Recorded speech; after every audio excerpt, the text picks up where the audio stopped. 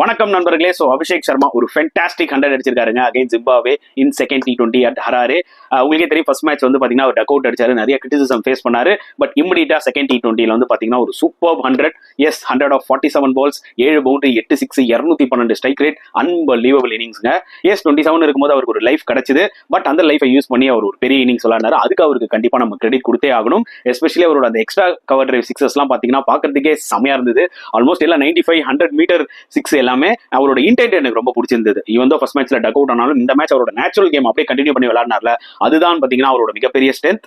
And is the first Indian batsman to score a century in a T20 format in Zimbabwe and overall third fastest T20 century for India. So நிறைய achievements பண்ணியிருக்காரு Abhishek Sharma just second T20லயே. Hopefully இந்த form அப்படியே இந்த rest of the 3 T20 மேட்சஸ்லயும் அவர் continue பண்ணுவாருன்னு நினைக்கிறேன். ஒருத்தர் வந்து பார்க்கலாம். ஸோ அபிஷேக் சர்மாவோட இந்த ஃபென்டாஸ்டிக் 100 பத்தி நீங்க என்ன ஃபீல் பண்றீங்க? மறக்காம கமெண்ட் செக்ஷன்ல போட்டுருங்க.